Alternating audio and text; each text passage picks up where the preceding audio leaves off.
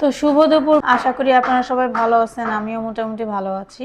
তো চলেন, তো আসছি এক সপ্তাহ প্রায় হয়ে গেল, কিন্তু এখনো পর্যন্ত বাসাটা আপনাদের দেখাইতে পারলাম না। আজকে ভাবলাম একটু দেখাই, যেমন আছে এরকমই দেখাই, কারণ সুন্দর করে বাসা গুছিয়ে দেখাবো সেটা হবে না। বাচ্চাদের যেহেতু স্কুল খোলা, অল টাইম বাচ্চাটা বাসার মধ্যে থাকে, এলোমেলো করিয়ে রাখে। এটা হচ্ছে মেন ডোর, ঠিক আছে, এটা হচ্ছে এই বাসার মেন ডোর, এখান দিয়ে বাসায় প্রবেশ করতে হয়। তো মেন ডোর দিয়ে আসার ডান সাইডে হচ্ছে আমি আমার এই যে রান্নাঘরে যে আগে একটা র্যাক ছিল, এটার মধ্যে থালাবাটি রাখছি, একটু এলোমেলো গুছিয়ে রাখলেও থাকে না। আর উপরে হচ্ছে আমি রান্না করা খাবার রাখি, আর নিচে হচ্ছে থালাবাটি, স্টিলের থালাবাটি, প্লাস্টিকের থালাবাটি, যা যা লাগে সব কিছু রাখি আর কি। আর এই যে র্যাকের উপরে হচ্ছে জলের মেশিন লাগানো হয়েছে। তো এটা তো আগেই ছিল, আপনারা দেখছেন অবশ্যই, এটাতে গরম জলের সুবিধা আছে, যার কারণে এই জলের মেশিনটা খুবই কার্যকরী। আপনারা যারা গরম জল প্রয়োজন হয় শীতকালে বা গরমকালে যখনই হয়, এইরকম জলের ফিল্টার লাগাইতে পারেন, এটা খুবই ভালো। এটা হচ্ছে এই কলটাতে হচ্ছে গরম জল আসে, এই কলটাতে হচ্ছে ঠান্ডা জল আসে। এটা নষ্ট হয়ে গেছে, এটা ঠিক করায় না, যেহেতু ফ্রিজ আছে, ঠান্ডা জল প্রয়োজন হলে ফ্রিজে রেখে খাইতে পারি, কিন্তু গরম জলটা খুবই দরকার। এই হচ্ছে গরম জলের সুইচ। তো এখানে হচ্ছে আপনার এই সাইডে হচ্ছে গরম জল, এটা হচ্ছে ঠান্ডা জল, এটা চাপ দিলেই গরম জল হওয়া শুরু হবে। আর একদম ধোয়া ওঠা গরম জল, এই গরম জল দিয়ে কফি বা চা খাওয়া যায়, এই হচ্ছে ব্যাপার। তো এটা খুবই কার্যকরী, আপনারা চাইলে এই মেশিনটা নিতে পারেন।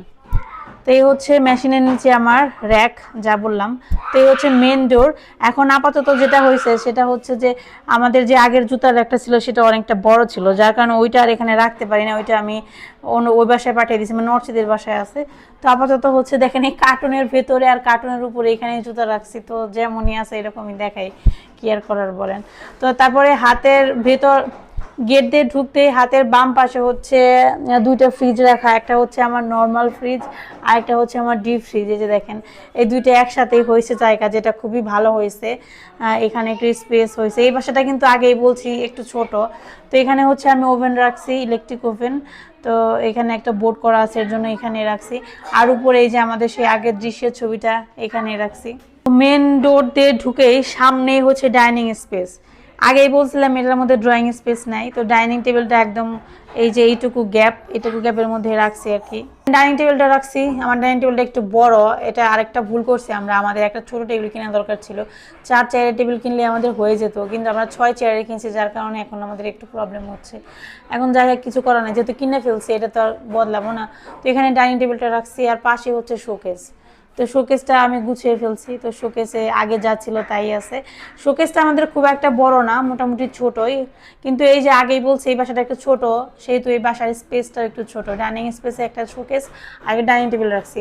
আর ওই যে দরজা দেখতে পাচ্ছেন, এটা হচ্ছে একটা কমন ওয়াশরুম। আর এই বাসায় আসলে একটু পুরান, তো যার কারণে সুইচ বোর্ডগুলো দেওয়ালে একটু দাগ টাগ থাকবে, কিছু করার নাই। যেহেতু যিনি ছিলেন উনি 20 বছর ছিলেন, সেই তুলনায় বাসায় তুলনামূলক কমই নোংরা বা নষ্ট হয়েছে।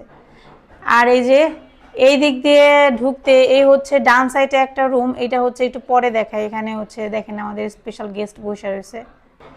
তো বাম সাইডে হচ্ছে আমি র্যাক রাখছি, আর তার বাম সাইডে হচ্ছে আমার রান্নাঘর।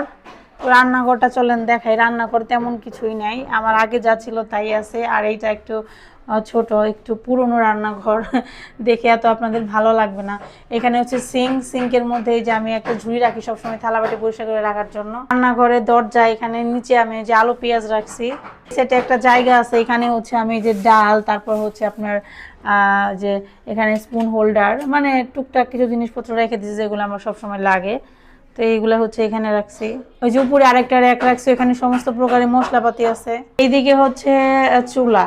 তো এই হচ্ছে চুলা, আর এই যে টাইলস, এই যে টাইলস করার নিচে রাখছি, দেখেন নিচে হচ্ছে ডিব্বা কড়াই রাখছি। আর হচ্ছে এখানে চুলা, আর সামনে হচ্ছে জানালা। ওইদিকে হচ্ছে আরেকটা নতুন বিল্ডিং হচ্ছে, ওই বিল্ডিংটা হইলে এই রান্নাঘরটা অনেক অন্ধকার হয়ে যাবে, কিছু করার নাই, কি আর করবো বলেন। আর এই সাইডে একটু জায়গা আছে, এখানে আমি একটু তেলের বোতল, লবণের বাটি, হলুদ মরিচের গুঁড়া এগুলো রাখছি।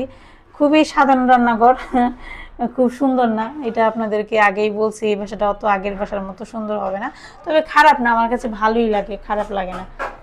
এই যে দেখেন রান্নাঘরের স্পেস, সিঙ্কের পাশে হচ্ছে চুলা। রান্নাঘরটা খুব একটা মানে পাশে কম, কিন্তু লম্বা অনেকটা, ভালোই। একা মানুষ রান্না করার জন্য ঠিকই আছে। এখানে আমি কিছু জিনিসপত্র হ্যাঙ্গিং করছি, এই হচ্ছে ব্যাপার। তো এই হচ্ছে আমার ছোট্ট মোটো রান্নাঘর। রান্নাঘরের পাশে হচ্ছে বেডরুম, এখানে একটা খাট ফালাইছে, এটাতে আমরা থাকি। তো এই যে বেডরুমে ঢুকতেই ডান পাশের দরজার এখানে ঝুড়িটা রাখছি, কাপড় চোপড়, ময়লা কাপড় চোপড় রাখি। তো তার পাশে হচ্ছে একটা সিঙ্গেল সোফা রাখা, এক পিসের, এক সেট আর কি সোফা। তাই এটার সাথে একটা অ্যাটাচ করা ওয়াশরুম আছে। তো এটার পাশে ওই যে সামনে একটা বারান্দা। তারপর হচ্ছে এই যে দেখেন আমাদের বেড, এখন বেড ভর্তি খালি কাঁথা কম্বল দেখতে পাবেন যেহেতু শীতকাল। এখানে দুই সাইডে জানালা আছে বড় বড়, দুই সাইডে আমি পর্দা লাগাইছি, প্রচন্ড ঠান্ডা বাতাস আসে। এ হচ্ছে বেড। তারপর হচ্ছে বেডের পাশে হচ্ছে আলমারি রাখছি।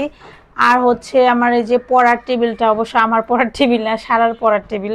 এটাতে অনেক কিছু থাকে, যেমন আমি যে ল্যাপটপ থাকে আমার একটা, তারপর সারা মাঝে মাঝে পড়াশোনা করে, সারা যে সমস্ত বই খাতা সব কিছু এটার ভেতরেই থাকে। এই টেবিলটা অনেক কাজের। তো পাশাপাশি হচ্ছে একটা আলমারি রাখা। তো এটার মধ্যে সমস্ত প্রকারের কাপড় চোপড় থাকে বাইরে যাওয়ার। এখানে হচ্ছে এইটুকু স্পেস আর কি বাকি আছে বেড থেকে, কিন্তু আর কি আলমারির দরজাটা সুন্দরভাবে খোলা যায়, কোনো প্রবলেম হয় না। আর পাশে হচ্ছে একটা জানালা। তো এই হচ্ছে বেড। তো খারাপ না, আমার কাছে ভালোই লাগছে। রুমটা কিন্তু অনেক বড়, ক্যামেরাতে বোঝা যায় না, অনেক বড় রুম। আগের যে রুমটা ছিল তার চাইতেও, আগের রুমটা হচ্ছে কেমন জানি কোনা কোনা করা ছিল, এই রুমটা আবার চার কোনা, একদম স্কোয়ার, যার কারণে রুমটা খুবই সুন্দর। আর এই সাইডে হচ্ছে আমি দুইটা স্কুল ব্যাগ রাখছি সারা আর ঈশানের। এই তার কাটাগুলো কিন্তু আমি লাগাই নাই, মানে এই যে ড্রিল করা তার কাটা, এগুলো হচ্ছে যিনি ছিলেন উনি লাগাই গেছে সব। এই যে ছবিগুলো শুধুমাত্র আমি লাগাইছি, কিন্তু সব ওনার করা ছিল, যার কারণে আমার অনেক সুবিধা হয়েছে। এ হচ্ছে বেডরুম। তারপর চলেন বারান্দাটা দেখায়। আর এই যে এই পাশে হচ্ছে বারান্দার পাশে আমি আমার ড্রেসিং টেবিলটা রাখছি। তো এটা হচ্ছে বারান্দার দরজা, অনেক বেশি আওয়াজ, ওই যে পাশে বিল্ডিং হয়েছে। বারান্দাটা বিশাল বড়, বিশাল বড় বলতে অনেক বড়। তো এই যে এই সাইডে আমি গাছ রাখছি। আর এখান থেকে এই যে দেখেন এই যে অর্চিদের বিল্ডিং দেখা যায়, জানলাতে কথা বলা যায় আর কি। তো এই সাইডে হচ্ছে আর একটা রুম, এই ডাইনিং স্পেস থেকে হচ্ছে বাম পাশে একটা রুম, ডান পাশে একটা রুম। এই যে ওভেন বসাইছি যেটাকে বললাম, তো এখানে হচ্ছে আর একটা রুম। এই রুমে কি কি রাখছি আপনাদের একটু বলি। তো আগে তো বলছি আমাদের একটা খাট আমরা গ্রামের বাড়িতে পাঠিয়ে দিছি, মানে বর্দাম পাঠিয়ে দিছি। তো খাটের পরিবর্তে এটাকে আমরা ড্রয়িং রুম বানাইছি। এই রুমে হচ্ছে সোফা সেটগুলো রাখছে, যে দেখেন বসে রয়েছে সব গণ্যমান্য ব্যক্তিরা সোফার মধ্যে উঠে উঠে। তারপরে হচ্ছে একটা ডিভাইন ছিল আমাদের, অবশ্য আমাদের না, এটা হচ্ছে অমিতদের ডিভাইন, তাই না অমি? তো অমিরা আমাদেরকে রাখার জন্য দিছে, অমির বাসায় জায়গা নেই, তো অমি বলছে মামি তুমি রাখো। তো এর জন্য এই বাসায় জায়গা হয়েছে, এখানে আমরা একটা ডিভাইন সেট করছি। এই যে হচ্ছে ডিভাইন অমির পাশে, এখানে মাঝে মাঝে অমি আর সারা টিভি দেখতে দেখতে ঘুমিয়ে যায় আর কি। তারপর হচ্ছে এখানে একটা সোফা। আর এইদিকে হচ্ছে আপনার কম্পিউটার টেবিল, যেটা আগেই ছিল, এটা সারা বাবা কাজ করে, এ হচ্ছে ওনার কাজের জায়গা। এখন উনি সোফায় বসে বসে কাজ করে, অনেক আরাম হয়েছে ওনার জন্য। এই সাইডে হচ্ছে ওয়ার্ড্রপ, আর তার উপরে হচ্ছে টিভি, আর একটা আয়না রাখা, আর যা আছে সব টুকিটাকি, এরকম কিছু না।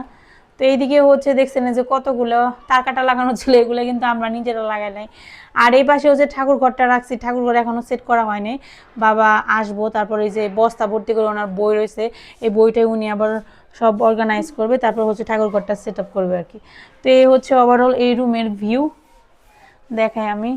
এই হচ্ছে এই পাশে ওয়ার্ড্রপ, আর এদিকে হচ্ছে সোফা সেট আর কি রাখছি।